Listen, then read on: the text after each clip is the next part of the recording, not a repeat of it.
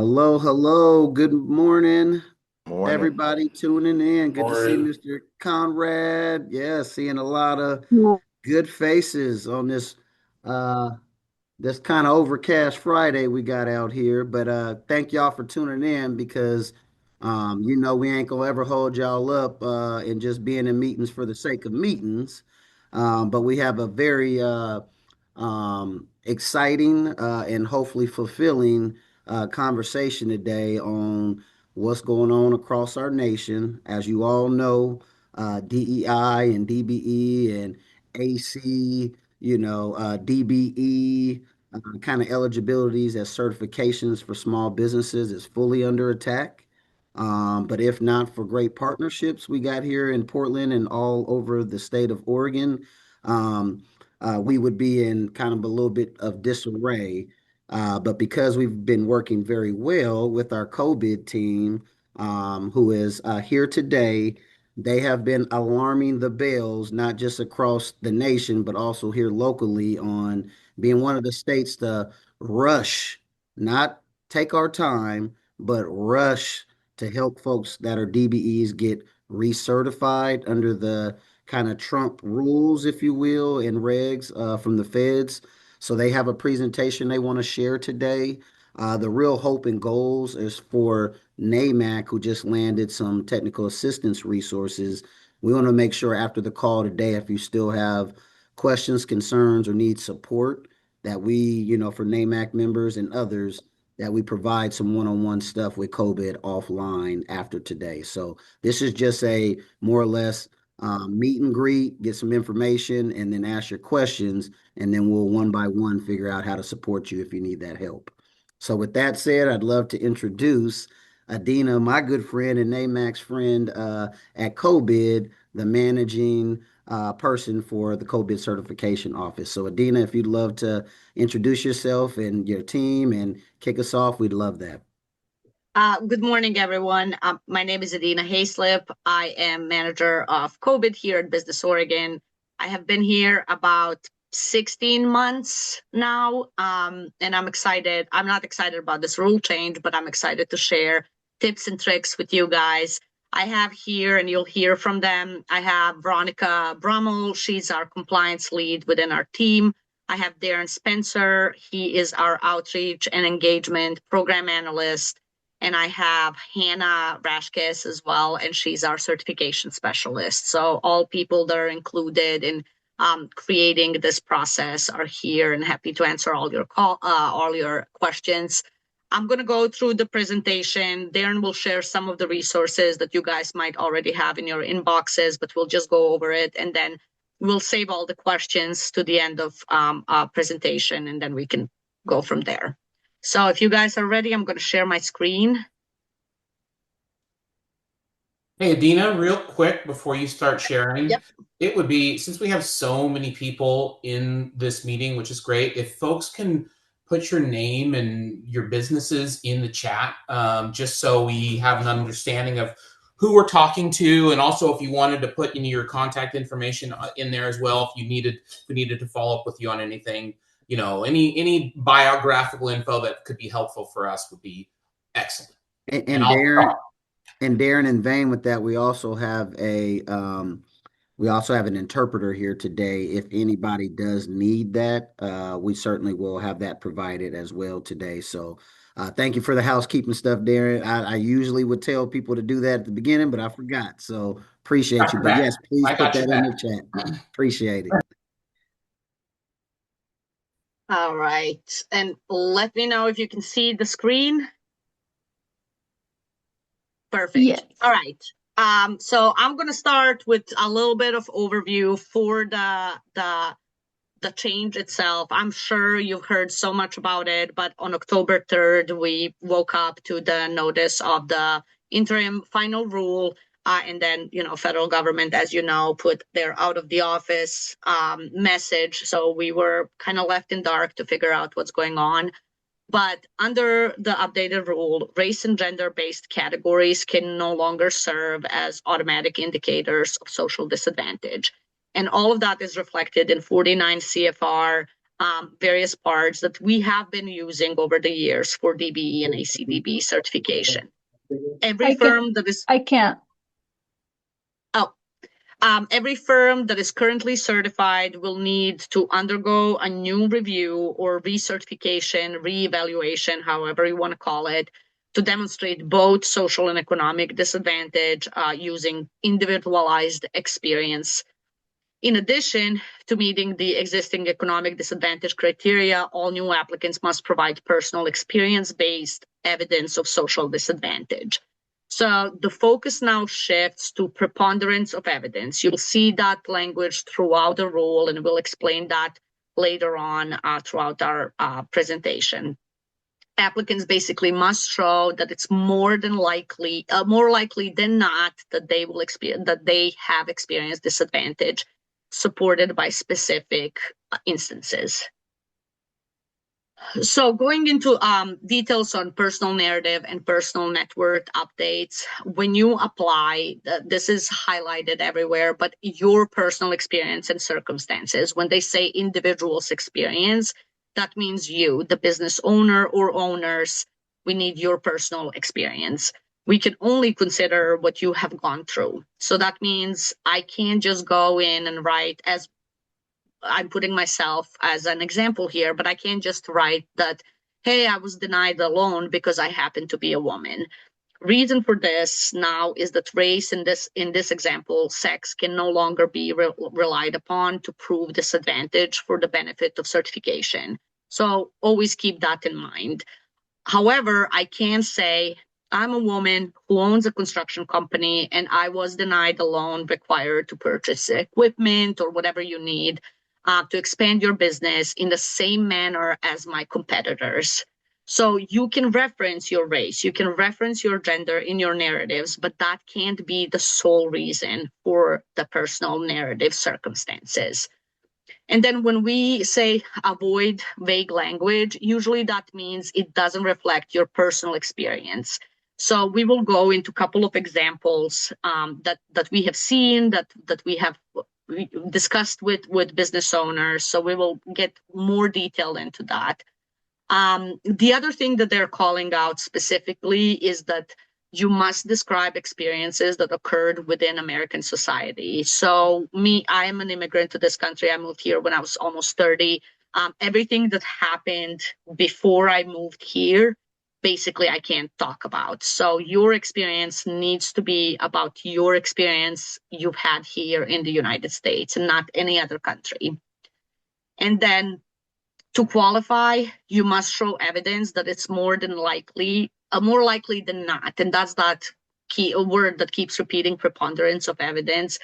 And that basically means the evidence or the story that you have provided leans in your favor, that you are socially and economically disadvantaged. And this can include barriers, discrimination, challenges that have affected your progress in your business or opportunities in your life or start or growth of your business in general.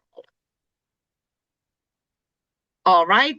And then they are specifically calling out education, employment, business success in all of the rules. So make sure that you include specific situations that you have experienced that have caused hardships. And then they call in specific reference as it relates to economic hardships, systemic barriers, denied opportunities. So, for example, for education, this may include denied access to education, denied access to higher education, pressures that discourage you of pursuing professional education, training, certifications, whatever your industry is in. Unemployment, this may include unequal treatments in hiring, denied promotions, unequal pay despite qualifications. For business, this may include current or previous owned businesses, unequal access to credit, capital, bonding, insurance, unequal treatment in contracting opportunities, etc. And also, again, keep in mind that hardship can only be from a period of your life as long as it is with American society. So make sure you describe these obstacles and how they caused you economic or financial harm, how they have held you back from your success, from growth, from hiring, and so on. So we have developed, we've worked with so many states. We've had numerous meetings with national DBE certifier networks. And what we have seen a lot is that in the forums that are available out there, some of the certifiers have just copied the IFR language, put it in a Word document, and then created like open narrative field where you can just type and type and type. And we didn't want to do that because we wanted to call out on specific questions and specific words and terms that they used in IFR. So we broke it down into 5 questions and 2 sections. So section 1 is experience of social disadvantage. And I already mentioned education, employment, career progression. When you look at that, please know that it's tied to all those specific words that are called out in IFR. So we just wanted to create a focus so you are not going through 6 pages of narrative and you're trying to figure out, did I get it all? Follow these questions, what they're asking, and that will potentially satisfy the federal requirement for social and economic disadvantage. This form is available on our website. Hannah will later on talk about how we are distributing it, but it's available. It's there. It's in your emails. It's on our website. So take a look at it and read through it and know that this is what the IFR is instructing us to do. All right, and then to be recertified, we have to verify that your firm is at least 51% owned by socially and economically disadvantaged individuals. This means that every owner whose combined ownership meets or exceeds the 51% threshold must submit all required documentation so we can verify eligibility. And this is not new. When we used to do annual personal net worth statements, if you have 30% ownership, 2 of the owner had to submit their personal net worth statements. So just make sure that your profile already exists within B2G, our COVID directory. We know how many owners they have. Just make sure that if it's more than 1, you submit everybody's individual personal narrative for the recertification as well as personal net worth. And then as part of the process, again, each qualifying owner must provide that detailed, individualized narrative. And I keep saying detailed and individualized, but that is sprinkled throughout the Federal Register, throughout that IFR language. So just make sure that you're paying attention to that. And that preponderance of evidence, again, it shows that it's more likely than not that the owner or owners have faced social and economic barriers that limited their access. And then again, to support, we have provided a guidance document as well. We keep attaching that to all the emails that we are sending to DBE firms. If we are flooding you with emails, we apologize. We just want to make sure that we provide as many guidance documents as possible. So this is seamless process as much as possible, and you only submit your documentation once.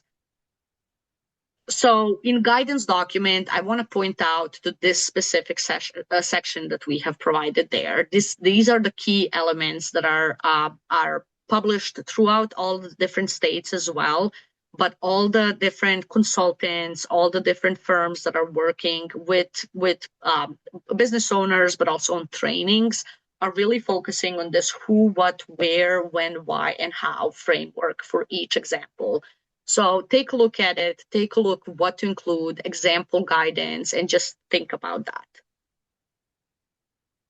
And this is how it kind of translates into real examples. So I put what doesn't work and what work in this presentation just this morning, because I really wanted to provide that visual of why generalized statements cannot be considered. So we've seen this. Small contractors often struggle because the big firms dominated the market. We see that all the time, and that's potentially true. But it doesn't work in this instance because it describes an industry trend, not the applicant's personal individualized experience. It doesn't explain what actually happened to the individual. No event, no barrier, no impact that is specific to you. And we are going back to that individualized portion of the IFR. And then it lacks specificity. This is where we are looking into that why, who, when, how section of the narrative. It doesn't show social disadvantage, only a competitive marketplace. This is a fact. A lot of small businesses are struggling because of the big firms, but we need to see how it affects you. And then it provides, again, no individualized evidence. I will keep repeating this. Please bear with me because it's really important to stress it out. And then this is the next version is the statement that works. When I tried to bid on my first subcontract in 2021, this already connects that who and when. The project manager told me that they prefer to work with a large firm they had used in the past, even though my proposal met all requirements and was lower in price. He stated they felt more comfortable with bigger companies. As a result, I lost the contract and had to delay hiring my first employee for several months. This describes what happened to you as individual, not the whole industry.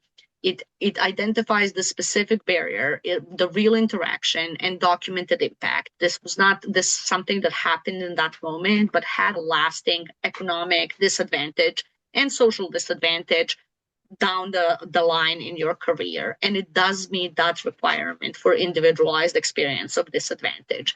So just, keep this in mind. We'll share this presentation probably with you after this, but just keep in mind, the statements are similar. There is a struggle with the large companies. However, how it's documented, it changes the entire narrative. And then personal net worth statement. This is not new. If you have been certified as a DBE, you already know that P&Ws were always required. This is how we determine that you are below that threshold. So form is included with the reevaluation application packet. It's the same form. It's a federally provided form that you have seen for the last couple of years with some minor changes that have happened I think in 2024. So just provide the list, a complete picture of your financial situation by listing all the assets, liabilities, any kind of properties, cars, whatever you have provided before. It's listed there. There are fields that are provided, so you don't really have to wonder if this is required or if this is not required. It's already there. And then what we use is that standardized calculation that 49 CFR provides in calculating your personal net worth. And then the IFR for now did not change the P&W limit. So it still remains 2.047 million. And hopefully it's not changing anytime soon. And then 2024 personal taxes, that will support the financial information within the P&W. It's also going to help with your annuals and everything else, because again, a lot of firms have been reaching out to that annual check, and Hannah and Veronica will explain how that will be counted. And then I will hand it off to Veronica so she can talk about like decertification, annual, interstate processing, and so on. Hello, everybody. I'm Veronica. I am the lead compliance specialist for the COBID team. And I appreciate that Nate pointed out that we are one of 4 or 5 states that are jumping on this process. We do not want to be the ones that are holding up other states. Something that I also wanted to kind of mention before I get started in this is that we've met every state across the country for the last month. And there are some states, specifically Delaware, 80% of their DBEs are interstate DBEs. So we do not want to be holding up any other state that as well as our own state. So thank you for pointing that out. We put a lot of work into this. So we started October 3rd. We started saying, how do we make this happen? How do we make this smooth and not another barrier for our small businesses? So our focus period started on Monday, November 17th. The reevaluations are going to run through December 31st. We're going to send out a statewide reminder the same way that you guys are getting all these emails and notifications December 15th, just to say, hey, if you're having problems, contact us. Let us help you get through this. The lens I want you guys to think about that COBID is looking through is we want to recertify every DBE that we have. That's our goal. So our target date is by January 1st. All Oregon DBE, AC DBEs that want to be recertified are recertified. The decertification process. The IFR does not follow the specific decertification process it would with a normal application. COBID is going to be deactivating the firms that do not submit the required documents or don't want to be a part of the DBE program anymore. Our target date is December 31st for this, and then that way January 1st we are able to simultaneously deactivate and recertify. The IFR was a little bit difficult in this, and they said that it needs to happen at the exact same time. So we are going to do everything we can to make it seamless and happen first day of the year, so that you guys can get back to work, contracts, and get back to being bid on and taken care of. The IFR, when I say that the decertification process doesn't match this current CFR is because there's no hearings process. So we can deactivate your account, and if you don't want to turn in or submit the documents required, but you also aren't happy that it's deactivated, you can still appeal the decision with the U.S. Department of Transportation. So we won't do a hearing, so you can't contact us and say, hey, I want to talk about this. I don't agree with this. We'll say, great, here's the appeal process. The U.S. Department of Transportation gets to take care of that. The interstates. So currently we've decided, and this is something that every state is doing differently. So just because we're doing it does not mean that, say, Illinois is doing it or Idaho is doing it. We are going to follow the IFR that requires the home state do the recertification. And all we need is the interstate firm to reapply via the interstate application with that recertification letter from their home state JOC. There is, I do know there was a firm that, or there's a state that is requiring interstate applications to also submit their PN, their personal narrative, and their PNW. So if you have DBE outside of Oregon, they might require something different than we're doing. But we are saying, hey, we trust your home state. If they recertified you, we're going to recertify you. So that all is going to also happen on January 1st. We're deactivating the interstate applications as of Monday because the new applications have to come in either way. And then as they come in, we're going to be putting them in a holding period until January 1st. So that was just something I really wanted to make sure that if you have, say, Washington and you're waiting for them, they might have a different process than us, but this is what we decided to do.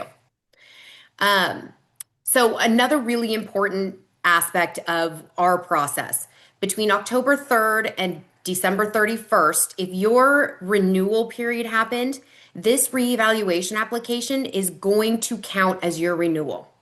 If you are after January 31st, we're pretty good at saying, hey, if you turned one in during that period within January, we'll just kind of push that through. But if it's after like February and beyond, you do still need to turn in your DOE. And we can look at that as firms as it comes in. This is brand new process for us, brand new for the entire country. We know that there's going to be some hiccups. We want to work with you guys. So keep that in mind. When you turn this in, we're not doing, oh, this firm. We're saying, hey, how does this firm maybe need a little bit extra help with something? We want to help you guys.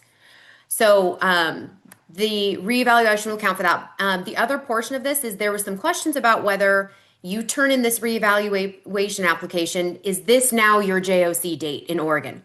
No, the JOC date, the original DBE date of your certification stays the same. This is just a little blip in our recertification process. If you guys have any questions about the process, the dates, the times, something else I wanted to mention is that there is a little bit of a discussion going on whether there's a deadline. And so we're hoping that in the next month, we're able to get a lot more guidance for what we can do with that. But at this time, we're going to move forward as if we have a target date. And that way, the minute they say, yes, we can do this, it's done. So our goal is to get it done as soon as possible for all the DBE firms that want to be recertified. Any questions? You guys will have my information. I'm happy to take a phone call or return emails. Thanks, Veronica. All right, Hannah. Yeah, so hi everyone, my name is Hannah. I am the certification specialist on the COBID team. So I'm going to put in the link to our website right in the chat for you as a reference. So on the B2G side, we also call it the Oregon Certification Management System. This holds our applications. To get to the reevaluation application, go to our website, scroll down to the apply button, and that will take you to the COBID Certification Management System. And then that's where you can log in. And then as normal, click apply/renew. That will take you to our different applications. You're going to select you are an existing DBE and would like to submit for reevaluation. Then you can select the submit a 2025 reevaluation application. And just to know, it was mentioned in the chat, but there was a technical error in the application. You will see when you try to fill out the personal narrative questionnaire, it may duplicate some of your boxes where you put in your details. So we did send out an outreach yesterday with the corrected document, and on our website, it also contains the corrected document. So if you run into that issue, just download it from our outreach or from our website. It will be updated in our system here. It takes about a few business days for B2G to get this update completed. So if you cannot find it, please feel free to email our team and we'll make sure it can get over to you. This is where you will also upload your 3 mandatory documents. So that's going to be that questionnaire just mentioned, the personal net worth, and the 2024 personal taxes. There's also going to be a section for additional supporting documents. You don't necessarily need to upload anything there, but it's for any kind of supporting documentation for your personal narrative, such as denied opportunities. Do you have something like actual physical documentation that you can provide that helps strengthen your personal narrative? That will be available. But if you don't have anything, it's completely fine. You can just mark it as not applicable and you can still submit the personal narrative reevaluation as is. On our website, it has also all the details on kind of what we kind of discussed in this presentation. So I'll pass it along to Darren it's also provided as a screen cap there. So I'll send it off to Darren to finish out our presentation here. Sure. Thanks, Thank Hannah. you. Yeah, my name's Darren Spencer, and I am the outreach and education / program analyst for COBID, and happy to see you all and talk to you all today. So I have probably the easiest slide in the presentation. So it's just, to share with you all the ways that we're trying to spread the word. The first is as a direct result of outreach that we did to technical assistance providers that we work with, and letting them know that we're available to do this type of training. So this is a direct result of that, and certainly happy to do that. In addition to that, we are providing, we're communicating on social media. The email that was sent to y'all is shown there at the bottom of the screen. And then also, as Hannah already mentioned, our website has information on there for you, on all things COBID. Certainly right at the top is the recertification process with a link to all the documents. You'll notice that there are 3 documents that are linked there. Those all work, right? And so right on the front page, you'll be able to find that. And if you have any other questions about outreach or needing, if you're a representative of an organization and you'd like for us to come and speak to your folks, you can do that through that contact us or outreach box on the website, or you can email me. My email is in the chat, and I'm happy to put that together for y'all. So. All right. Thanks, Darren. And Nate, back to you. That's all we have. Yeah, no, thank you for all the great information. And what I'd love to do, because I know folks have been lively with questions in the chat and even pinging me on my phone personally, but would love to ask Miss Amber Ontiveros to kick us off with a question or two. And I'd love folks to be as brief as possible because we want to field as many questions as we can. And if some are denser, certainly offline is an option too. But want to at least ask Amber to ask her first one of, I think, two questions. But go ahead, Amber. Quick. I think this was just a wonderful presentation. I really appreciate it. I wondered if you could speak a little bit, COVID, to how you might assist DBEs. That's one question, especially with regard to sometimes you provide letters afterwards that that are not that may not be as clear as we would like them. But that's one question. The second question is, in your presentation, you didn't discuss the magnitude of harm, which are the last two questions that we have to submit information on. Could you speak a little bit about what your expectations are with regard to those last two questions? Specifically, are you going to hold us to providing a calculation? Or I noticed on the last question you said if possible. So I was wondering if you could speak to the last two questions. Would really appreciate that. Thank you. All right, Brian, I'll start on this and then I will hand it back to you for the documents section.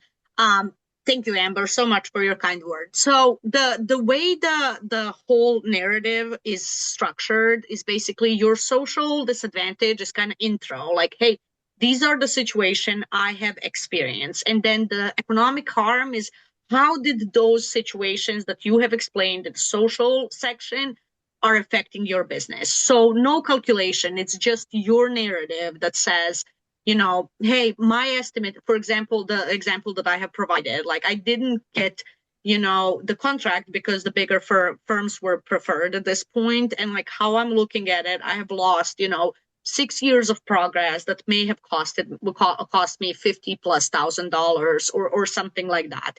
It's the way it's lined up is basically your introduction, your intro into your social and economic disadvantage is in that personalized experiences.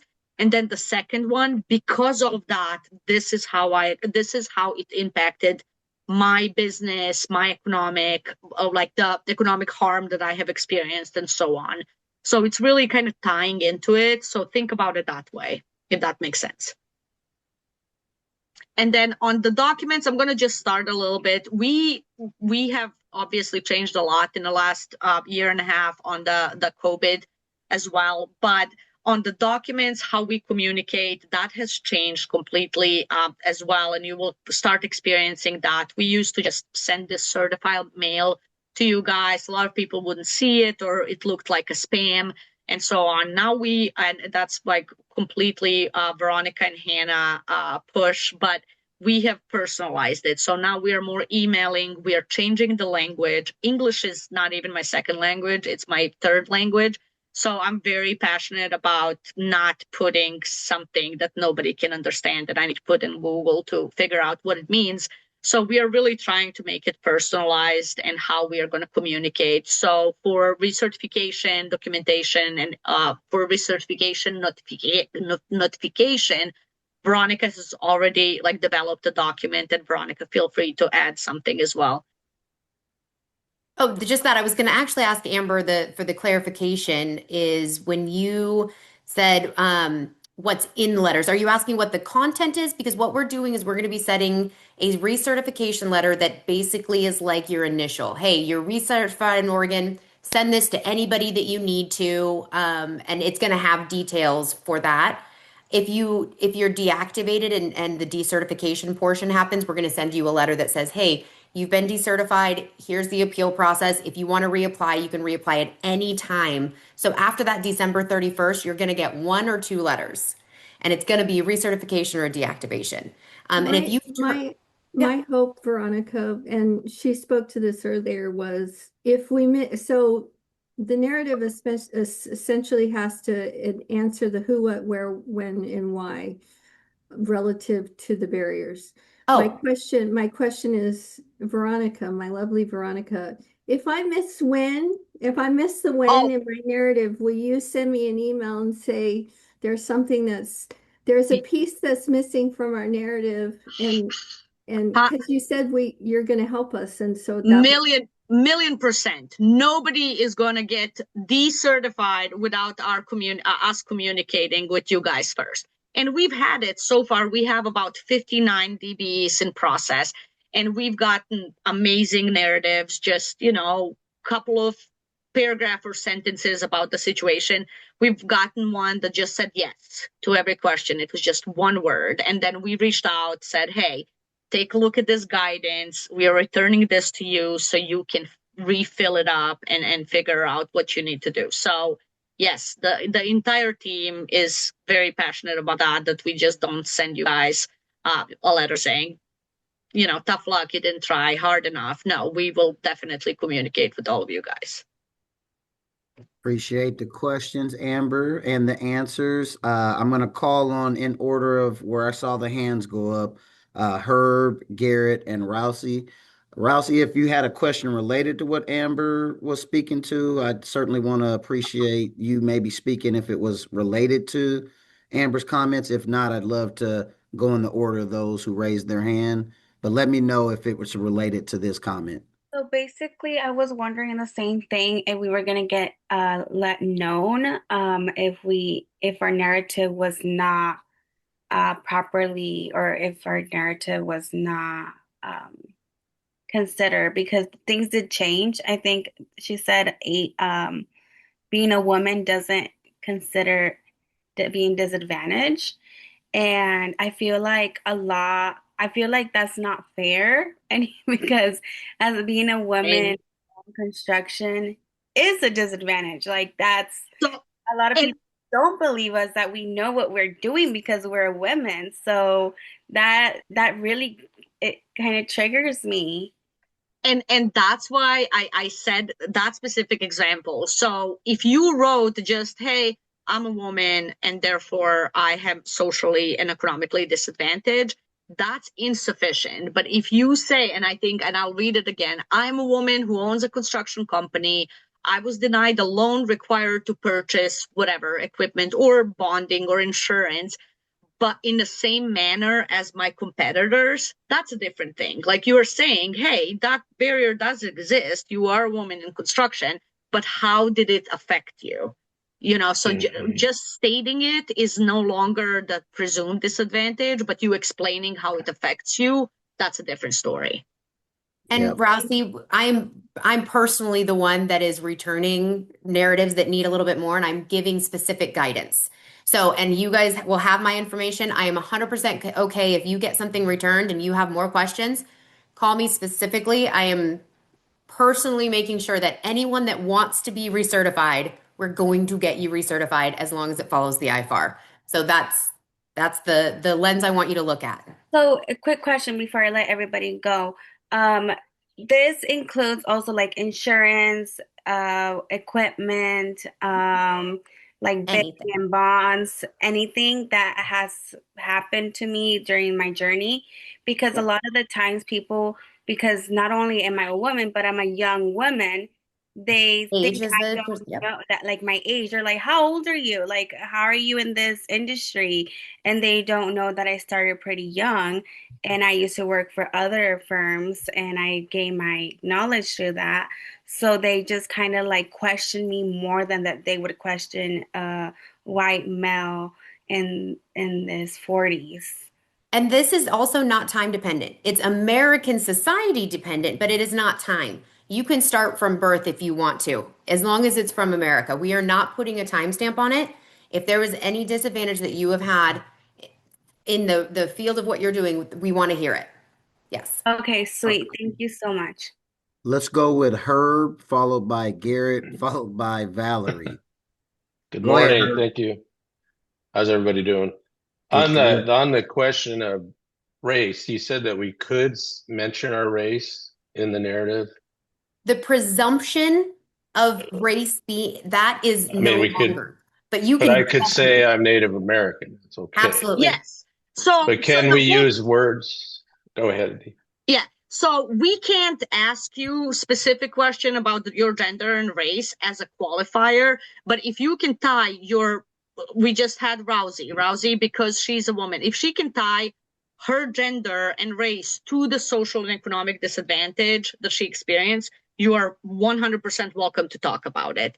So we can't ask you that, but you can tell us all about it. And that if you tie that to that social and economic, because of this, I have experienced all these things, you're welcome to tie it in. So you can definitely, we hear that a lot, like, oh, I can't mention that I'm a woman. No, you can't. Or I can't mention my race. No, you absolutely can. You just need to tie it to social and economic disadvantage. Can we use words though, like discriminate, or is there words we can't use? Who am I to tell you what your experience is? You can use all the words that you want. Okay. Because somebody could say, well, discriminate as again ties to race. So. But your social and economic disadvantage story is your story, so you, okay. Yeah. And then you mentioned you can go to birth, but what about historical trauma? Can we bring that up, or is it, are they going to argue that, or are you going to argue that, well, you didn't actually experience that, but that is part of the reason. So that's where you're looking at that individualized experience, and that's the caveat there. So like you can talk about it, but you have to tie it to your individualized experience and how it caused you social and economic disadvantage. Okay. Herb, you could write a book on that, I'm sure. Right.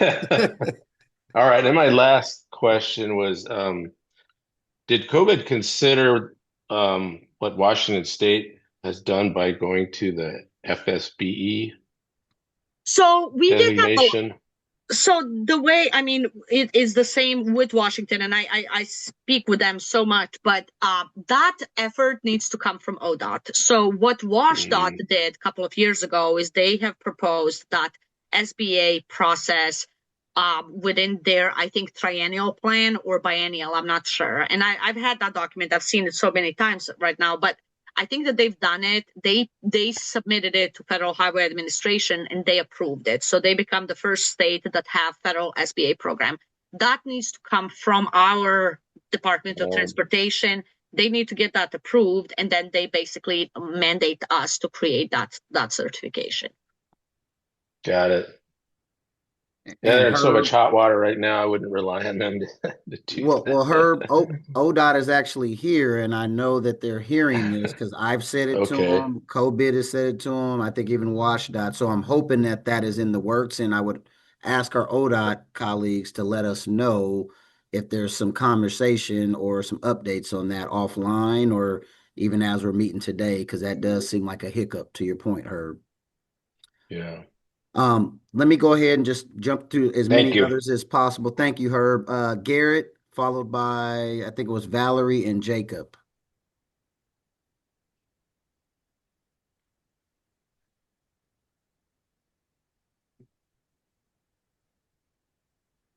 Go ahead, Garrett, if you're speaking. Oh, we can't hear anybody.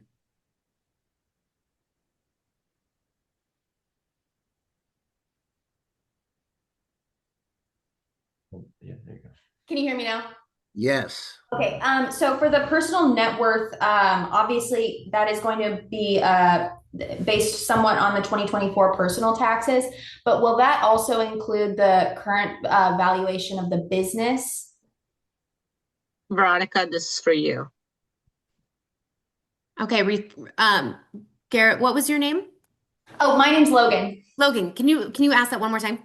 Yeah, so for the personal net worth, is that going to include not just the net worth of the owners, but will that also include the valuation of the business? So for the personal net worth, if you have separate businesses, it'll ask for that. The PNW's really kind of splits everything out that it's required from you.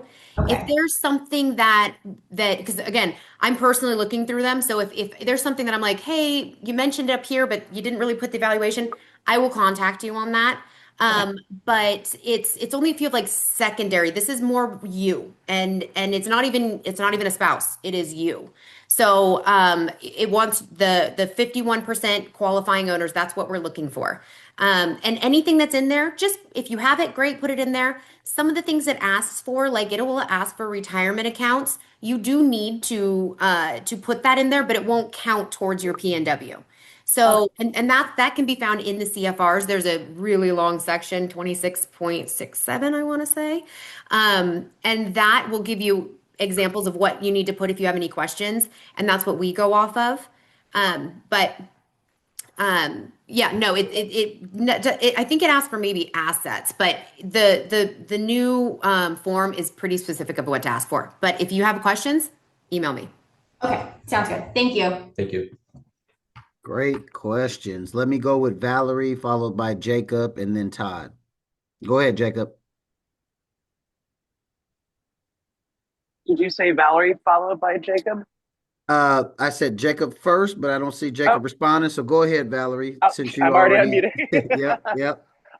Two questions. Hopefully one is easy, one is a little more complicated. Following up on the timing of submitting applications, you guys have an internal deadline of December 31st. If we are in some sort of pending resolution of like needing to tighten up the narrative or correct some stuff on the financials or in that sort of back and forth, when that deadline hits, whether it's your current target or whatever comes down from the feds, will that be recognized as pending or does that automatically get decertified? And then my second question on personal narrative aspect of things, a lot of us, I think, spun off our own businesses because we experience so much like harassment and discrimination within the workplace.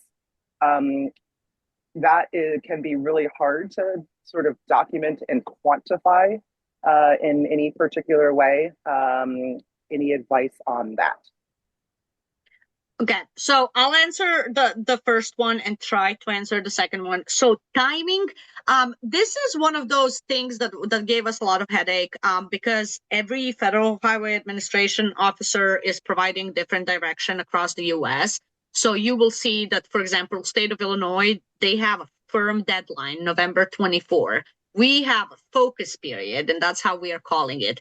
If you look at the IFR, it basically said in multiple spots that nobody is certified until everybody is recertified. So for us, we have 585 DBEs. That means all of them we can't, even if we got 580 and 5 are just taking their time, we can't release these 580 out there. So that kind of indicates that we need to set specific deadline. Okay, we are going to open it for this many days or weeks. And then when the FAQs were published 3 weeks after the original IFR by Department of Transportation, they said, nope, you cannot set the deadline. So it conflicted, like, but we can't release everybody until what if we have one firm that is just non-responsive? What do we do? And then the FAQs are saying no, absolutely no deadline, period. So what we are doing right now is we are calling it focus period until December 31st. We are hoping to get more guidance on December 1st, on December 15th, when we kind of are doing checks in between, and that will determine how do we extend it, what do we do past that. However, if you are in a process, like, we're not going to just cut you off. So we are making the entire Federal Register talked about that Federal Department of Transportation expects 10 to 40% decrease in DBE firms. We are rejecting that estimate, and we are committed on getting all of our firms recertified. So we are going to extend and work with timelines as much as we can, but we're not going to leave you hanging there. Really quick follow-up on that. Yes. So I missed my window for recertification, so technically I'm not currently certified. Should I just wait this out, or do I count as one of those?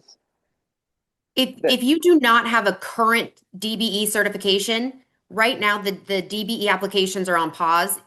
January 1st, they will reopen, and you will reopen, and all of this information will just be a part of the new application. So if you don't have that current, now if you have a renewal, that maybe even if the renewal was, say, September, and it still shows that the renewal's there, but your certification's still active, we will utilize this as that renewal, even if you're late. Sure. Does that help?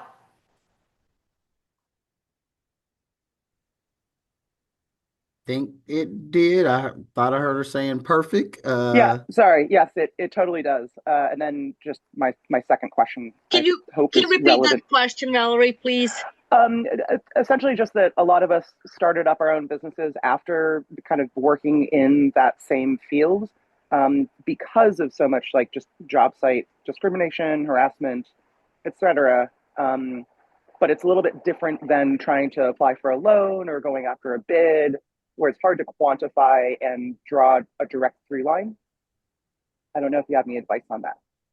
So a couple of things that and we always talk about it. Like I never want to dig into people's trauma to get some, satisfactory narrative and stuff. So, try to put it from the business perspective and then share what you are comfortable of sharing.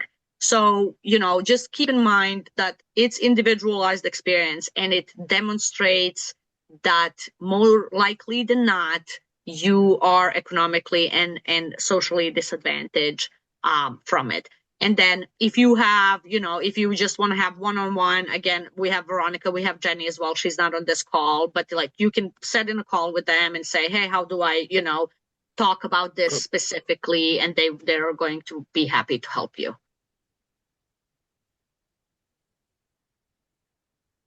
Awesome. Thank you. All right. How about Jacob? Are you there, Jacob, with us? Yes, sir. All right. So my question is, and I know you guys probably don't have, it's not you guys specifically, but I know Washington, I know right now we're just dealing with renewals, but as of January 1st, now a lot of fresh blood will be able to get into this realm that we've been living in. Do you guys have plans and have you been doing talks with ODOT and the other state agencies for increasing the DBE requirements on government funded jobs? Like Washington has across the board raised all of those amounts so that when these new DBEs come in, if they are, successful white men, they're not taking the jobs from the previous DBEs that have had to go through all the crap. And so we could still get the jobs even though there's new people in the realm.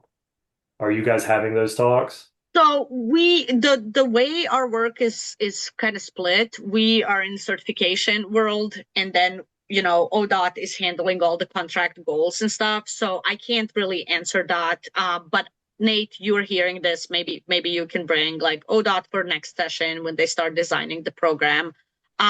What we are looking at again from the certification perspective is that we document that personal narrative, but we also take a good look at the P&Ws and tax information. We want to make sure that everybody stays under that threshold there. On goals and contracts, I really don't have knowledge. I'm not deflecting. That's a complete separate body of work. We really don't know. And I want to add to Jacob's point is that we already had a process and a questionnaire, actually, if you were not considered federally recognized as disadvantaged, you could put in a narrative, almost the exact same thing. And so there was always an opportunity. And we have the same guidelines that we do for the current DBEs is that social and economic disadvantage. So I actually don't know if there's going to be a huge flood of extra. I'm interested to see what happens. But we already still kind of have that, and there was already that threshold that needed to be met anyways, and we didn't get a lot of those. So I want to kind of appease you a little bit, and I've been doing this for almost 2 years, and I'm going to be interested if there is a flood, but I don't know if they can necessarily, because they could have tried prior to the IFR. But a lot of people don't know what DBE is, and now it's on national news. So we'll see, but we'll be able to mitigate it and make sure that everyone's in the program that should be in the program. That is still our goal. Thank you. Yeah. And Jacob, what I can add to it is I definitely think, because NAMC being national, that is one of our big, large questions that we're going to be, like Valerie or Veronica, looking very closely at, not just in Oregon, but across the nation, to make sure folks aren't playing gamemanship in this system that really is trying to support the businesses who need it.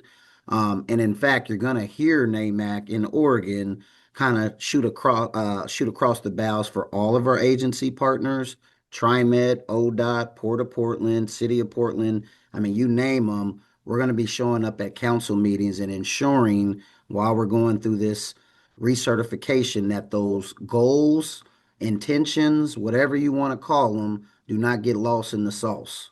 So And just know, Jacob, we got as many of our business interests backs to at least put all of our agencies on notice because these are our tax dollars too, not just our white community. And so we just And want that to be all boats should be rising, not just a couple of boats. And I also want to mention, and I hope this appeases, is that Jenny and I, the compliance specialists, we have 15 years of fraud investigation in our background, and so our lens is very close to this. We want to make sure the right people are in this program. Awesome. Thank you. And I appreciate COBID saying that publicly because not enough agencies are saying these kind of things publicly, and we're going to be asking them to say that on the record. And so we appreciate y'all saying that because we want to support you in that. So all good stuff. I see Todd had a question followed by Fernando. I don't know if we can stay on a little after 11, but I will do my best to let two questions be answered and then we'll wrap up. Todd and then Fernando with the final question. So for me, first off, thank you for hosting this. For me, one of the biggest challenges is that I can't show a clear disadvantage as a result of being a native. What I can show is a clear disadvantage as a result of being a small business and competing against mega large engineering and architectural companies. Even though I'm adequately qualified and team up with adequately qualified, I consistently get overlooked simply because they want to, basically a lot of these organizations want to work with the people they've always worked with. They don't like stepping out of the lane. They're not interested in developing new relationships. They always default to the best choice for our organization. And whether it's a small RFP or a large RFP. So I can't show that it's not because I'm a native. It's the size of our organization. They don't think that we're large enough to support them. How can we maintain DBE then if it's not based upon our disadvantage as a result of possibly being a native? We can't show clear lineage to that. So I think that is completely acceptable because again, like you being a minority or you being different gender and stuff is no longer presumed qualifier. So now you are focusing just from your standpoint, what are your experiences and how they caused you economic harm, right? So, being a small business that competed, like always look at it as it relates to other people that are similarly situated with you, like what is your harm and stuff. So your individual experience doesn't necessarily need to stem from race or gender. It can stem from multiple different, and that's why we have examples in a forum, like, hey, have you experienced this? Have you experienced this? Have you experienced this? And you can talk about that individualized experience and how that harmed your progress. And how many of these experiences do we need to have? So again, there's no number, there's no prescription there. Just go through the questions. I said 6 questions. There's 4 questions. Some of them have kind of two sections. Go to that and talk about that. But there's no, we need you to have 6, 7, 8 experiences. You can have one that have impeded and caused you economic disadvantage and social disadvantage along the way. So just make sure that when you're looking at the questions, tie that story through the questions. Okay. And do they have to be all federal projects or can it be projects of all different types of? It's not tied to a project at all. Okay. It's about your individualized experience in American society. There's no, Veronica mentioned, it can be from birth. So okay. You can tie it to as long as you're always keeping in mind that it is individualized story and that it has caused you social and economic disadvantage. Okay, thank you. And I just want to add to that real quick, Adina, and Todd kind of said something that made my ears perk up, and that is, it's not necessarily your business, it's you, right? So like people will tell the story of their business, you want to make sure that you're also telling the story of as an individual. So just wanting to, because the reason why I say that is if your business has only been 2 years, it's only been active for 5 years. If you're trying to find something within those 5 years that's kind of narrowly defined as your time as a business person, we want to just make sure that you're recognizing that it kind of extends beyond the boundaries of however long you've had your business in place. All right, thank you for the feedback. Let's go ahead and let Fernando speak. I think Franklin wanted to ask a quick question too, but Fernando, go real quick and we'll see if Fernando's is quick and we can answer Franklin's as well. Good morning, guys. Hey, so I'm just really fast on the narrative of like the good points that you have to mention. Like you put the example there where like the use that you bid work and you're capable of doing the work and you even come being the lower bidder or whatever. But people don't. I've experienced myself where like, yeah, Fernando, you were there, but they want to keep working with the bigger firms that they're already been in the business 20 or whatever plus years, right? And me as a new business owner, that they know me personally that I'm capable of doing the work, but they're like, just being as new as I am, they decide to go different ways. And then, but we actually, one of their team members from NAMC of partners, they reach out to us to a project for next year, knowing that we got the DBE as well, and it was going to be beneficial for everybody. And they put the trust in us and giving us the opportunity, so I experienced myself that DBE could work, people reaching out to you and for that and giving you the opportunity instead of not giving you that chance. So is that something that you think it would be ideal to put on that narrative? Be like, well, we got this job for next year, and I don't know. Is that something that you recommend? Just think about it, and that's one example. And again, it's going to be distributed and stuff. Like that statement, small contractors often struggle because of the big firms dominate the market. That itself doesn't show your individualized experience, your social and economic disadvantage. It's just a statement about the industry, right? But if you focus on how it affects you, how it delayed your progress, how like all those details, then that is a valid point, but it is how so I keep saying individualized experience. Just keep putting it from your perspective, how this fact affected me, basically. Okay. All right. I appreciate it. Thank you. Not to throw Nate out there as well, not to throw him a little bit under the bus, but I know Nate has the resources. So if you do need assistance with drafting those narratives, there are resources out there. I know because we are one of them. So if you reach out to Nate, he more than likely, if someone from his team or one of the organizations that he may know, Nate, such as the Black Chamber, he can make their referrals out there to help you craft those narratives.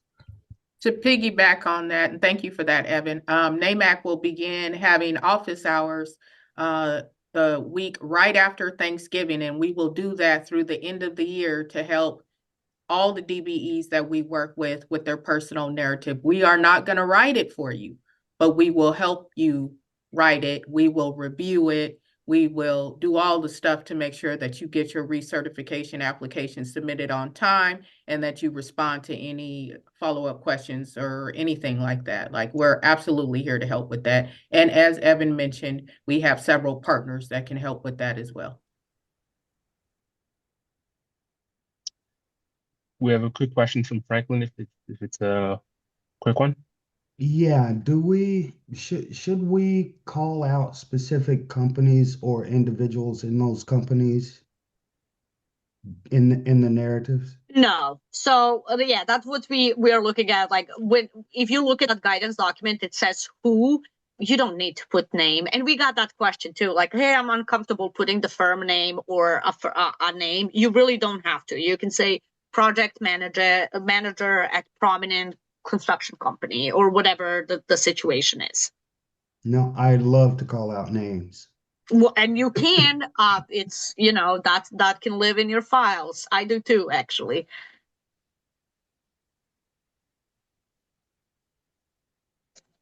All right. I think that was it. Okay, this is great. I'd just like to thank everyone for attending. This is a very hot topic.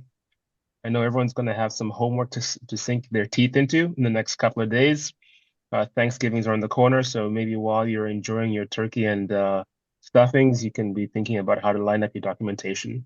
I just have one real quick question. Has there been any consideration to follow Washington suits and migrate toward the FSB as opposed to the DBE?